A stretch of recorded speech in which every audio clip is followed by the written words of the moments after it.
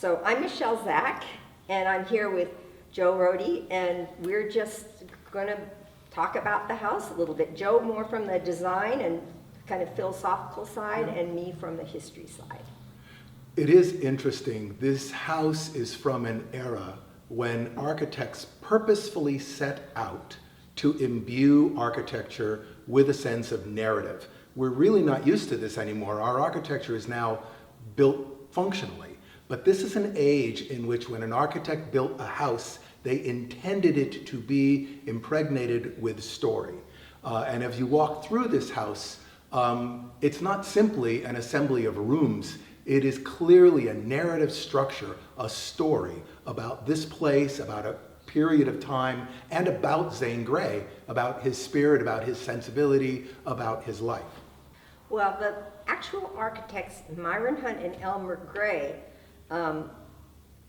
they built it for the Woodwards, but as we were discussing yesterday, what about this place made Zane Grey choose this home to purchase? Obviously, it really resonated with him, and then he added the room that we're in now is the room that really expresses Zane Grey, I think probably, the most, than the rest of the house. The house itself, think about being Zane Grey in 1920 and coming to this house and the way that it opens to the landscape, the actually at the time very modern social openness of the rooms to each other, a place to bring people, a place to meet with people. It's a very outward reaching kind of house. It's very open on the bottom floor.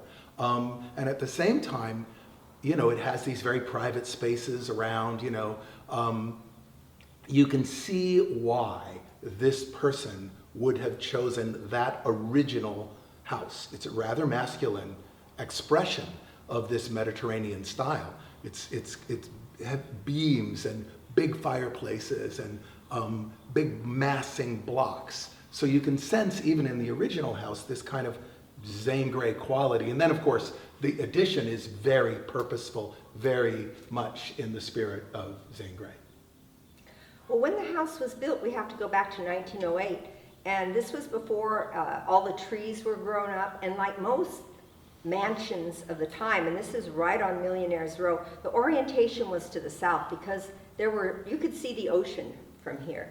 And so people today, when you come in and you enter on Mariposa, you're a little bit surprised that, there's a nice entry, but it's not nearly as kind of imposing as, because everything, the orientation was all to the south. I imagine at one time he could look from his house in Catalina straight across and see this thing. He could see Catalina, and there were not that many trees, and from here and vice versa. And one aspect of the house that I guess a lot of people know is it was the first fireproof residential structure in Southern California, I believe. Zane Grey himself didn't come from Chicago, but the Woodwards had, and Mrs. Woodward had actually been in, there was an awful fire at the Iroquois Theater, and she escaped with her life. And it's sort of interesting that right down the street, another family that lived on Millionaires Row, the Gartzes, and that was Kate Crane Gartz of the Crane family. They made all of the toilet and sink fixtures, an extremely wealthy family. They had lost two daughters in the fire. So a lot of these people from Chicago came around the same time, and it's just interesting that two of them on one short street within blocks of each other had, brought that memory of an awful fire, because houses used to burn all the time, and the idea of making a residential space, to build it as fireproof was really very progressive at the time. And it is it's again that solidity of home. It's funny, now that it's all grown in, there's trees everywhere, you're practically in a forest. Imagining these things sitting as they once sat, these huge masses in this natural chaparral landscape. Landscape designers, people who plant these trees, they always think in terms of time. So they're planting these trees, imagining them 50 years in the future, 75 years in the future. But for us, once those plants grow up, they become so much about the spirit of a place. It's hard to bear in mind how much light, how much people would be fascinated if they came from somewhere else by how much light there was. Because almost everywhere else you come from, there's a long winter, it's cloudy, it's overcast, you just don't have the light that you get in these buildings. And people back then, architects in particular, just fascinated by the light. That's why there's these giant windows all over the place, and the fact that they're not really a winter, so you can take all that light. Yeah, and Zane Grey in particular, he was one of many people coming west who felt that the East was old and degenerate and dark and basically sick in terms of its soul, as well as so many people were coming because of illness. Mm-hmm. The first owner, Woodward, came because of illness.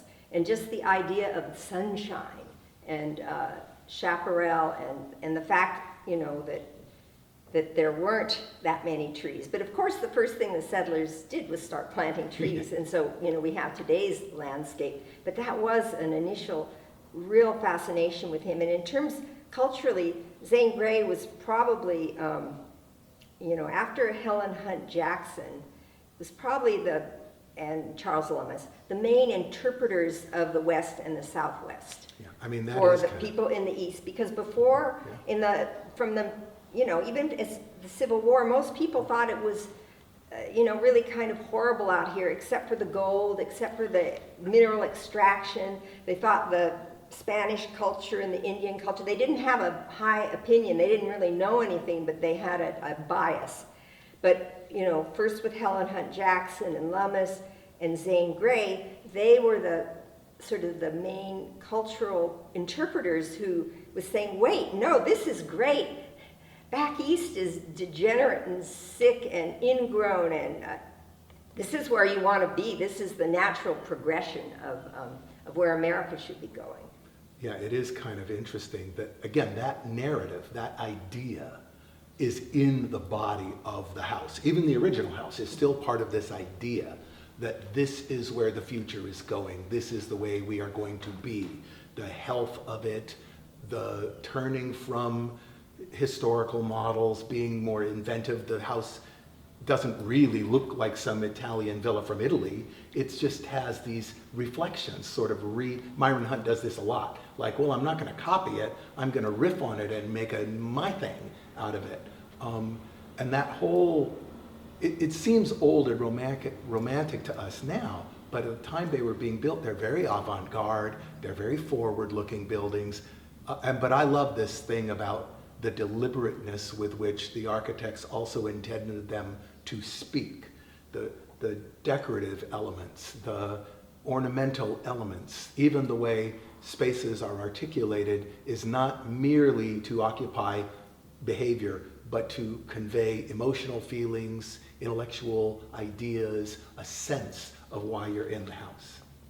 And of course, when Zane Grey moved here, here we can see this was a purpose-built studio, but he added these kinds of decorations downstairs as well. He made it his own, and he brought in his love of the Southwest and of Native American culture, and it's very much, you can feel it when you're here, and then as you say, just the grand openness of it. It's a house that you feel really good in, and it's a house that's meant to have lots of parties and people and work. It's a house that's full of life to me. Even now when it's sort of empty, it still has that feeling. I'm taken by the texture of it. There's texture everywhere. Again, that's another sort of, texture is a way of telling a story. Texture encodes human activity. I mean, the fact that I can see that the plaster was applied by a hand means there was a hand, there was a person. The fact that I can see that the beams have been carved by a chisel means there was a carver. And all of that human action manifests itself in these kind of details, in the texture, in the wood. And it's another thing that we're not used to, because nowadays we build with typically industrial materials that don't have a hand. MDF. Yeah, and so they don't carry within them the implication of this humanity that went into making the place, right? But these places are full of hands of people that made them. That's why I live in an old house. How about you? I love that sense of history in a home, and to think that, you know, what does the house want to be?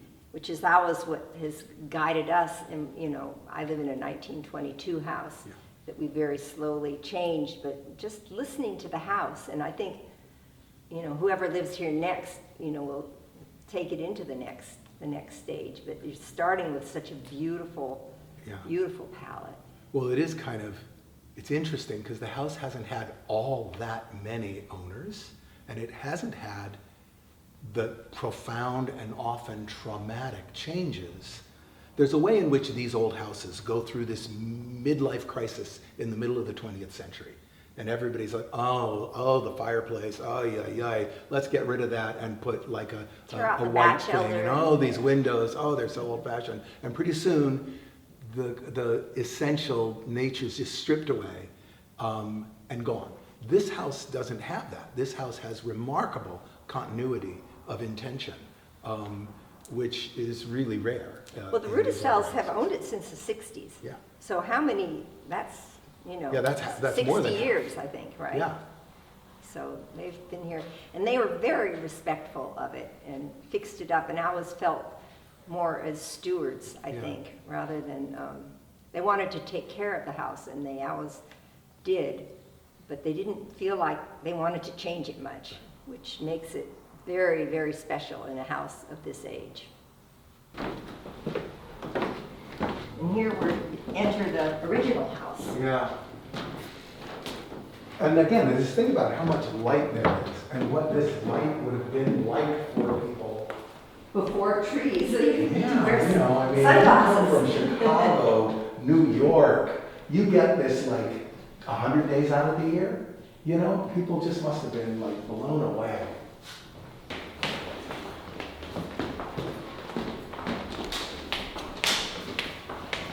I mean, I know that it's kind of reversed from, you know, the view out to the ocean. But there's so much going on here with... It's a beautiful door. Yeah, this door, which kind of doesn't let you see in yet, right? It lets light in, doesn't let you in. And then the door opens, and it's this huge door, very welcoming, this big welcoming door. And then you come in, and you're looking straight through and out to nature again. It's very, to me, very much about the way. This is another one of those. Imagine if you came here from anywhere else in the country. You would presume that you could be in this room almost any day of the year. We, Californians, we might find it chilly in the winter. But if you're from Chicago, there is not a day in the year when you wouldn't be sitting out here. Because these were the people who built the first houses, they got the perfect pick of site, which means, and this is back in the day before air conditioning, people thought about sun angle, wind access, all that stuff. So these houses are incredibly well positioned to take advantage of natural airflow and stuff. You have to be the kind of person who wants to participate in history. Because this house is, I mean, it's on the National Register, it is part of history. This room is part of history. This guy is one of a small number of people who defined our vision of the West, for better or for worse. That's all part of history.